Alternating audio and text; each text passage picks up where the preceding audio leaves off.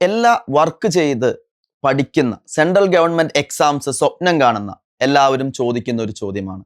ഞങ്ങൾക്ക് ജോലിയും പഠനവും ഒരുമിച്ച് കൊണ്ടുപോകാൻ പറ്റുന്നില്ല. പക്ഷേ നമ്മൾ ഒരുപാട് മോട്ടിവേഷണൽ സക്സസ് സ്റ്റോറീസ് ഒക്കെ നിങ്ങൾ കേൾക്കാറുണ്ട്. എങ്ങനെയാണ് വർക്ക് ചെയ്ത് പഠിച്ച് സക്സസ്ഫുൾ ആയിട്ടുള്ള ആൾക്കാർ, അതേപോലെ പാരന്റ് അതായത് കുട്ടികളുള്ള അമ്മമാര് എന്ത് ചെയ്തിട്ടുണ്ട്, പഠിച്ച് ജോലിക്ക് കയറിയിട്ടുണ്ട്. ഇവർക്കിത് എങ്ങനെയാണ് സാധ്യമാവുന്നത്? കുറച്ച് കാര്യങ്ങൾ നിങ്ങളും ശ്രദ്ധിച്ചു കഴിഞ്ഞാൽ, നിങ്ങളുടെ പഠനത്തിന്റെ രീതിയിൽ ചെറിയ മാറ്റങ്ങൾ വരുത്തി കഴിഞ്ഞാൽ നിങ്ങൾക്കും എന്ത് ചെയ്യാം? വർക്ക് ചെയ്തുകൊണ്ട് തന്നെ പഠിച്ച് നിങ്ങൾ സ്വപ്നം കാണുന്ന സെൻട്രൽ ഗവൺമെന്റ് പോസ്റ്റിലേക്ക് നിങ്ങൾക്ക് എത്തിച്ചേരാൻ പറ്റും. ആദ്യം തന്നെ നമുക്ക് ഉണ്ടാവേണ്ടത് എന്താണ്? ഒരു പെർഫെക്റ്റ് പ്ലാനിങ് ആണ്. വ്യക്തമായിട്ടുള്ള ഒരു പ്ലാനിങ് വേണം. ഞാൻ എത്ര സമയമാണ് ജോലി ചെയ്യുന്നത്? എനിക്ക് ഏത് ജോലിയിലേക്കാണ് പ്രവേശിക്കേണ്ടത്? ഏത് സെൻട്രൽ ഗവൺമെന്റ് എക്സാം ആണ് ഞാൻ എഴുതുന്നത്?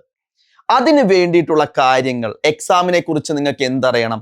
വ്യക്തമായിട്ടുള്ള ഒരു ധാരണയുണ്ടായിരിക്കണം. എക്സാം സിലബസിനെ കുറിച്ച് ധാരണയുണ്ടായിരിക്കണം. നമ്മൾ പഠിക്കുന്ന കാര്യങ്ങൾ നമുക്ക് അത്രയ്ക്കും എന്താണ് ആവശ്യമുള്ള കാര്യങ്ങളാണ് നമ്മൾ പഠിക്കേണ്ടത്. അപ്പോൾ നമ്മൾ എന്ത് ചെയ്യണം? സിലബസിനെ കുറിച്ചും നമ്മൾ എന്ത് എക്സാം ആണ് എഴുതുന്നത്, എങ്ങനെയാണ് ആ എക്സാമിലേക്ക് ക്വസ്റ്റ്യൻസ് വരുന്നത് എന്നതിനെ കുറിച്ചെല്ലാം നമുക്ക് എന്തുണ്ടായിരിക്കണം? വ്യക്തമായിട്ടുള്ള ഒരു പ്ലാനിങ് ആദ്യം തന്നെ ഉണ്ടായിരിക്കണം. അതിനുശേഷം നമ്മൾ ഉണ്ടാവേണ്ട കാര്യം എന്താണ്? നിങ്ങൾ ആദ്യം പഠിക്കാനായിട്ട് ഒരു ക്ലിയർ ആയിട്ടുള്ള ഒരു സ്റ്റഡി പ്ലാൻ സെറ്റ് ചെയ്യണം. അത് വ്യക്തമായിട്ടുള്ള ടൈം മാനേജ്മെന്റോട് കൂടിയിട്ടാണ് നമുക്ക് എന്ത് ചെയ്യാൻ പറ്റുള്ളൂ? സ്റ്റഡി പ്ലാൻ സെറ്റ് ചെയ്യാൻ പറ്റുള്ളൂ. ഇപ്പൊ നമ്മളുടെ എല്ലാ സെൻട്രൽ ഗവൺമെന്റ് എക്സാംസും ഓൺലൈൻ ആയിട്ടാണ് നടക്കുന്നത്, അല്ലേ? അപ്പൊ നമുക്ക് എന്ത് ചെയ്യണം? മോക്ക് ടെസ്റ്റുകൾ എഴുതാനായിട്ടുള്ള ടൈം കണ്ടെത്തണം. അതേപോലെ നിങ്ങൾ വീക്കായിട്ടുള്ള പോർഷൻസ്, ഇൻഡിവിജ്വൽ ക്വിസുകൾ ചെയ്യാനായിട്ടുള്ള ടൈം നമ്മൾ കണ്ടെത്തണം.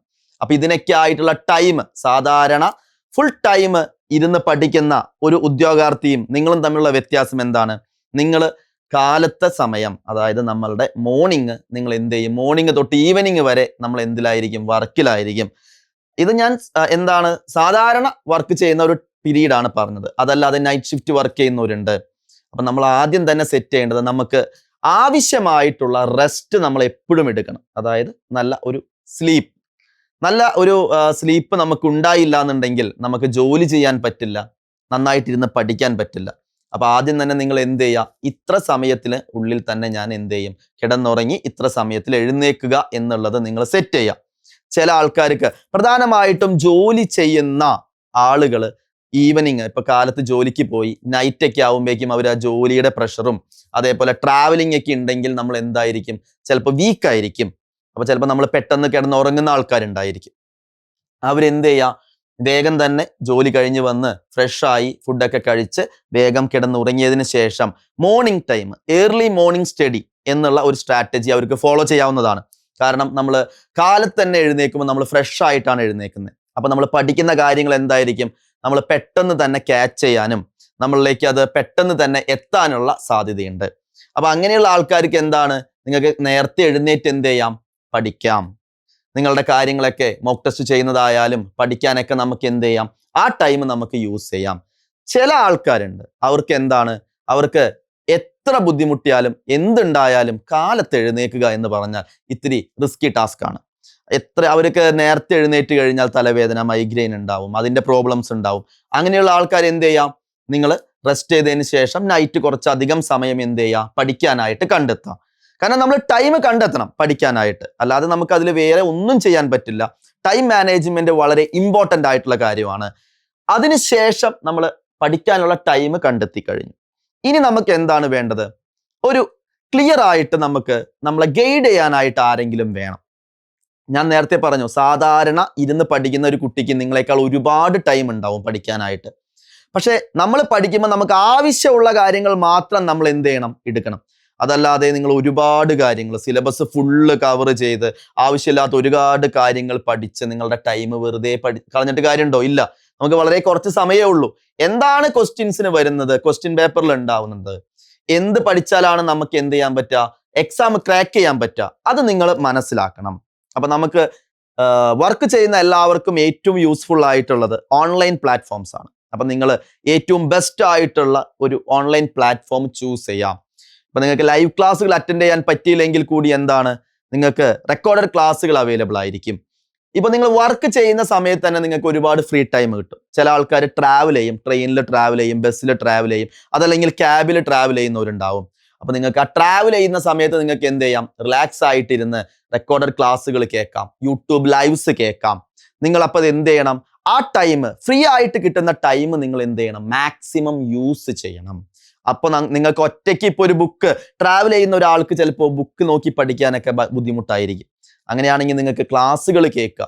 അപ്പൊ ക്ലാസ്സുകൾ കേൾക്കുമ്പോൾ വിഷ്വൽ ആയിട്ടുള്ളത് കാണുമ്പോൾ അല്ലെങ്കിൽ കേട്ട് പഠിക്കുമ്പോഴൊക്കെ നമുക്ക് പെട്ടെന്ന് നമ്മളുടെ ബ്രെയിനിലേക്ക് അത് എന്ത് ചെയ്യും, സെറ്റ് ആവും. അപ്പൊ അതെല്ലാവരും ഒന്ന് ശ്രദ്ധിക്കേണ്ട കാര്യമാണ്.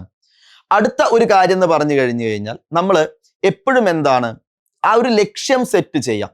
എനിക്ക് ജോലി വേണം, നിങ്ങൾ ആഗ്രഹിക്കുന്ന സെൻട്രൽ ഗവൺമെന്റ് എക്സാം ആണ്. ഇപ്പോൾ നിങ്ങൾക്ക് ബാങ്ക് എക്സാം ആയിരിക്കാം, റെയിൽവേ എക്സാം ആയിരിക്കാം, SSC എക്സാം ആയിരിക്കാം. നിങ്ങൾ ആഗ്രഹിക്കുന്ന പോസ്റ്റ് ഏതാണോ അതിലേക്ക് എത്തിപ്പെടാനായിട്ട് നമ്മൾ എന്ത് കാണിക്കണം, കുറച്ച് ക്ഷമ കാണിക്കണം.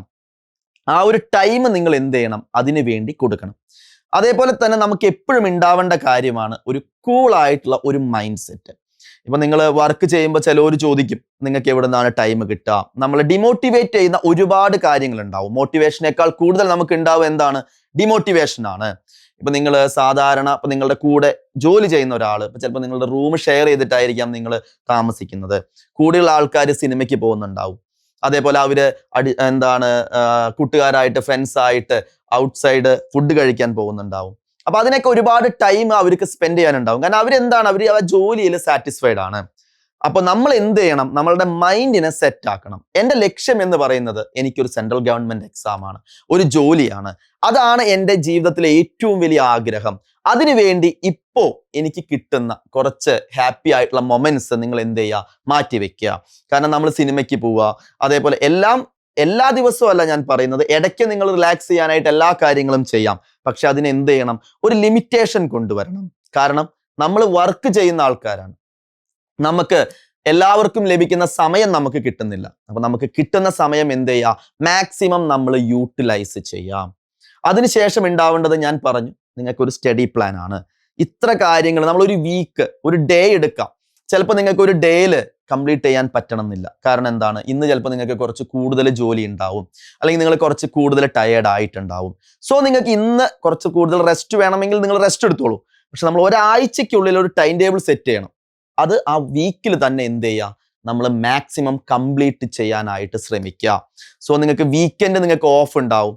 ആ ഓഫ് കിട്ടുന്ന ദിവസങ്ങൾ, നിങ്ങൾ ഫ്രീ ആയിട്ട് കിട്ടുന്ന ദിവസം നിങ്ങൾ മാക്സിമം നിങ്ങൾക്ക് പറ്റാവുന്ന അത്ര എന്ത് ചെയ്യുക, റിവിഷൻ ചെയ്യുക, കംപ്ലീറ്റ് ചെയ്യാം. അപ്പൊ ഒരു വീക്കിലേക്ക് നിങ്ങൾ ഒരു ടാർഗറ്റ് വെച്ചിട്ടുണ്ടെങ്കിൽ ആ വീക്കിൽ തന്നെ എന്ത് ചെയ്യണം, അത് കംപ്ലീറ്റ് ചെയ്യണം. അല്ലാതെ നമ്മൾ അടുത്ത ആഴ്ചയിലേക്ക് വെക്കരുത്.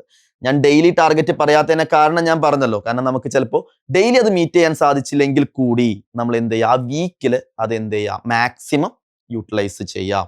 അതിനുശേഷം നിങ്ങൾക്ക് സാധിക്കുകയാണെങ്കിൽ, ഇപ്പൊ നമുക്ക് എക്സാം വരും, എക്സാമിന് ഒരു 1 month അല്ലെങ്കിൽ ഒരു 20 ദിവസം നിങ്ങൾക്ക് എന്ത് ചെയ്യാൻ പറ്റുക, ഒരു ലീവ് എടുക്കാനായിട്ട് നിങ്ങളുടെ ലീവുകളൊക്കെ എന്ത് ചെയ്യുക, സേവ് ചെയ്ത് വെക്കുക. അങ്ങനെ നിങ്ങളുടെ വർക്കുകളൊക്കെ സെറ്റ് ചെയ്ത് ആ എക്സാമിന് മുന്നേ കുറച്ച് ദിവസം നിങ്ങൾ എന്ത് ചെയ്യുക, വളരെ കൂളായിട്ട് പഠനം മാത്രം, അതായത് ഈ എക്സാമിന് വേണ്ടി മാത്രം നിങ്ങൾ എന്ത് ചെയ്യുക, ടൈം സ്പെൻഡ് ചെയ്യുക. അതല്ലാതെ ഇന്ന് കാലത്ത് വരെ അല്ലെങ്കിൽ ഇന്ന് നൈറ്റ് വരെ വർക്ക് ചെയ്ത് നാളെ കാലത്ത് നിങ്ങൾ പോയി എക്സാം എഴുതുമ്പോൾ നമ്മളുടെ മൈൻഡ് എന്തായിരിക്കില്ല, ഏത് ജോലിക്കും എന്തുണ്ടാവും, പ്രഷർ ഉണ്ടാവും. ആ ജോലി സംബന്ധമായിട്ടുള്ള ടെൻഷനും കാര്യങ്ങളും ഉണ്ടാവും. അത് നമ്മൾ എന്ത് ചെയ്യും, നമ്മളൊരു കോമ്പറ്റീറ്റീവ് എക്സാം ആണ് എഴുതുന്നത്, അതും ഓൺലൈൻ എക്സാം ആണ് എഴുതുന്നത്, ടൈം വെച്ചുള്ള എക്സാം ആണ്. ഇപ്പൊ നമ്മൾ ഒരു ക്വസ്റ്റ്യൻ പോലും നമ്മളുടെ തെറ്റിക്കഴിഞ്ഞു കഴിഞ്ഞാൽ നമ്മളുടെ റിസൾട്ടിനെ അത് എന്ത് ചെയ്യും, വളരെയധികം എഫക്ട് ചെയ്യും. അതുകൊണ്ട് നിങ്ങൾ ചെയ്യേണ്ട കാര്യം എന്താണ്, എക്സാമിന് മുന്നേ സാധിക്കുകയാണെങ്കിൽ ഞാൻ പറഞ്ഞല്ലോ 1 മാസമൊക്കെ ലീവ് എടുക്കാൻ പറ്റുകയാണെങ്കിൽ നല്ലത്. അതല്ല സാധിക്കുന്നില്ലെങ്കിൽ മിനിമം ഒരു 15 ദിവസം അല്ലെങ്കിൽ ഒരു 10 ദിവസമെങ്കിലും നിങ്ങൾ എന്ത് ചെയ്യുക, ലീവ് എടുത്ത് എന്ത് ചെയ്യുക, അതിനു വേണ്ടി പ്രിപ്പയർഡ് ആവണം. അപ്പൊ അതിന് മുന്നേ നിങ്ങൾ എന്ത് ചെയ്യണം, എക്സാമിന് ഓൾറെഡി നമുക്ക് എക്സാം ഒക്കെ എന്നാണ് നടക്കുന്നത് എന്നൊക്കെ അറിയാൻ കഴിയും. അപ്പൊ ആ ഒരു ടൈം എന്ത് ചെയ്യുക, പ്ലാൻ ചെയ്ത് ലീവുകളൊക്കെ സെറ്റ് ചെയ്ത് എന്ത് ചെയ്യുക, റെഡി ആയിട്ടിരിക്കുക നമ്മളുടെ എക്സാമിന് വേണ്ടിയിട്ട്. അപ്പൊ ഞാൻ ഈ പറഞ്ഞ പോലെ എല്ലാവർക്കും ഓരോ ടൈം ആയിരിക്കും പഠിക്കാനായിട്ട് ഇഷ്ടമുള്ള ടൈം.